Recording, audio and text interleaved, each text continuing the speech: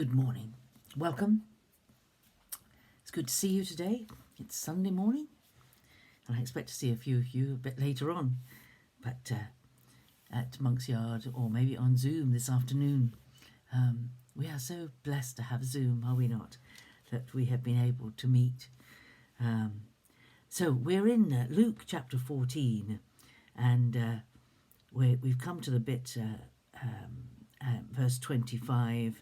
And it says there were great multitudes accompanying Jesus, and he turned and said to them, "If anyone comes to me and does not hate his own father and mother and wife and children and brothers and sisters, yes, and even his own life, he cannot be my disciple."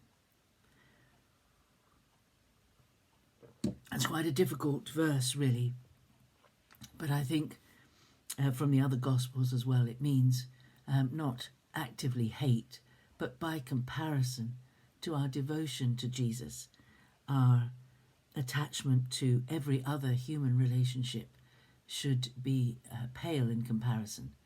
That actually our allegiance to Jesus has to be above everything. This is quite a stumbling block for many people when they read this. They think, how can anybody feel like that? And can you truly love your husband or wife or your parents or your children if Jesus comes first?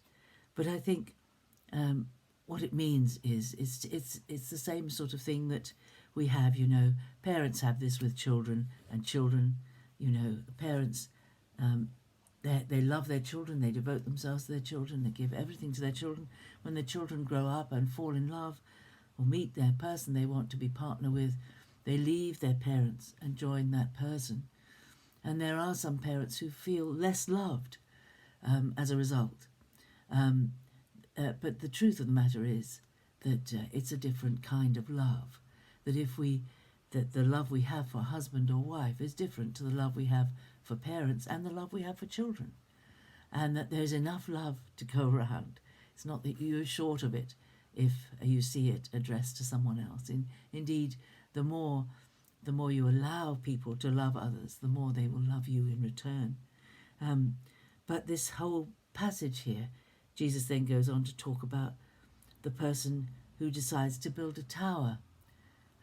Surely he would consider the cost and the work involved before he builds it.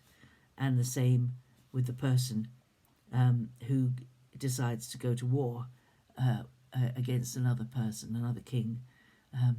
But these were different times, of course, to the times that we have now.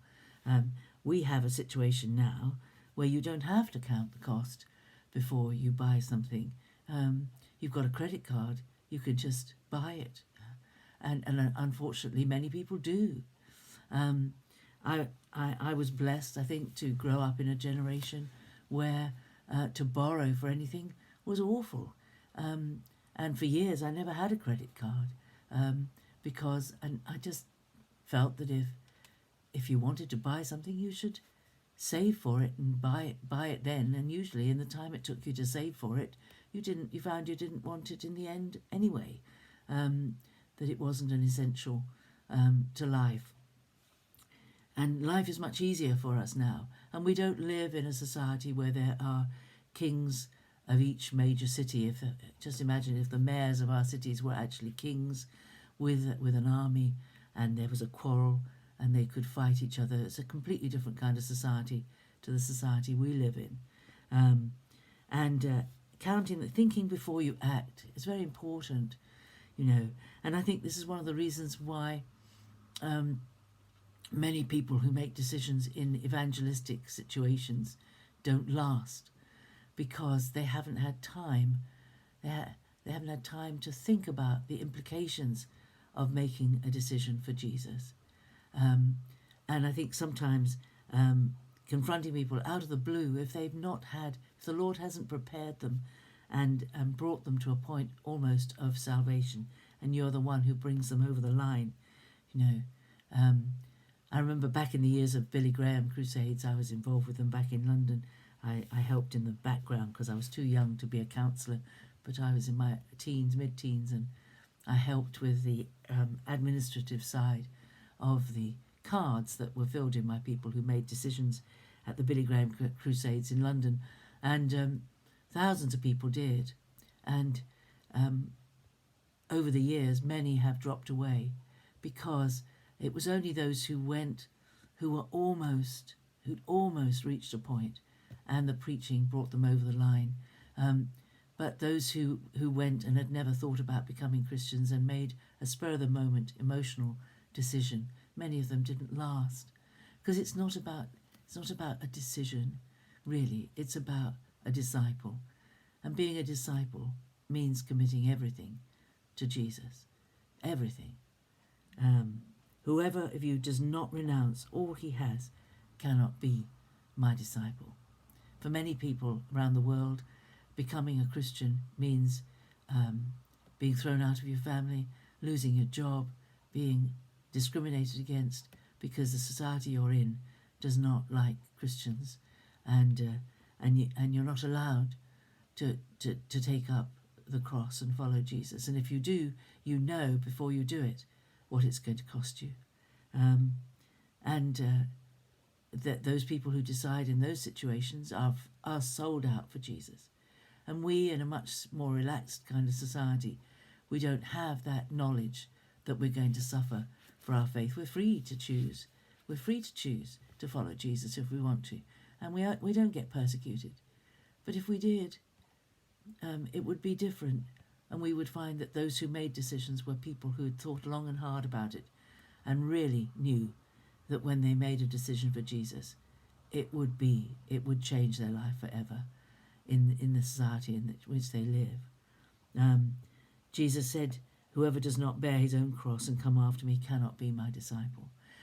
He was saying it to the great multitudes who accompanied him because he knew there were those in that number who were fickle and who came and went with the tide or with the emotion of the crowd, and they did not make a personal decision, having weighed up what it would mean. And in the society of that day, with the main religious leaders against Jesus, as he went on ministering, it became more and more obvious that if you followed Jesus, the religious leaders of your day would not like you and would oppose you, and there would be trouble. And there would be trouble living in a society where the ruling power had lots of gods, and where already the Caesar was regarded as a god, and there were possible implications for the future looming. So Jesus was warning people to be careful before they made the decision, because it could cost them everything. And for some people in our world today, it has cost them everything. In the ISIS time, lots of Christians lost their lives because of the ISIS horrible things that were done by the ISIS people.